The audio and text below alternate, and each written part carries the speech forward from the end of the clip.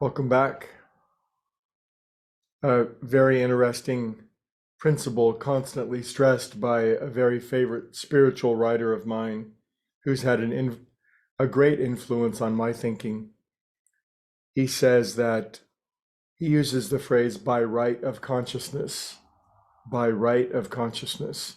It needs a little bit of explanation. Essentially, it's communicating that everything that we have, wherever we find ourselves, whatever our station in life is, whatever the quality of our experience is, whatever it is that we have or that we don't have, is by right of consciousness. In other words, all of our conditions and circumstances reflect our current state of consciousness perfectly. There is an exact one-to-one ratio. Said in the other way, it could be said that there could be nothing that we could have or nothing that we could be missing that would in any way differ from our current state of consciousness. Another way of saying it, as within, so without. As within, so without. So when this principle really begins to sink in, we learn a very important lesson, because if you're anything like me, and like most of us probably, from the moment we first became conscious, we began to compare ourselves to anything and especially everyone else. From the moment we can probably first remember, we compared ourselves to the kids around us or our siblings, perhaps, what they had, what they were able to do, what they couldn't do, their appearance, their height, their gender, their condition, their parents, their religion. And so this almost endless cycle and machinery of comparison began to be built inside of us. And this may, in many cases, continue unabated, and perhaps it's gained momentum over the years. We might compare ourselves to how much money we have in relation to other people, or our appearance, or our health, or our skill.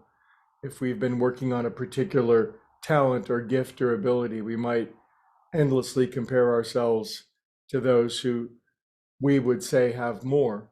Or from another angle, we could compare ourselves to everybody who has less intelligence, fewer degrees. But the principle is this principle of endless grinding comparison. And I did hear a very wise young person say the other day that comparison is the thief of joy. It's an activity that almost, well, I'm not sure that it can ever result in any happiness whatsoever.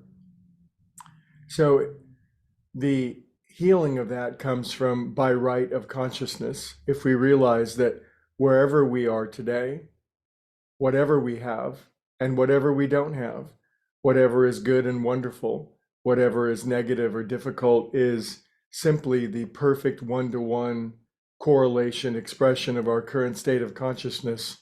We never need compare ourselves to anyone ever again. Should we find ourselves doing it, we could see that the pain wouldn't be coming from the differential. The pain would be coming from the habit of comparison itself. So by right of consciousness, all of us are placed exactly where we belong, exactly with what we have, exactly positioned to where we'll go. And that brings us to the fundamental, that it's always about the state of our consciousness.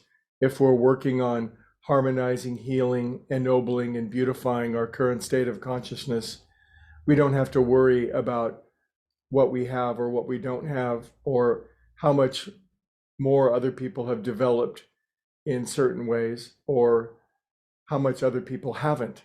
We can put all that aside and simply delight and revel and be grateful for our current state of consciousness, knowing that a spiritual practice will always uplift, improve it, and then as within, so without, meaning that as we heal, purify, and uplift our inner world, we will assuredly move up this scale of consciousness. So anyway, today's theme is by right of consciousness.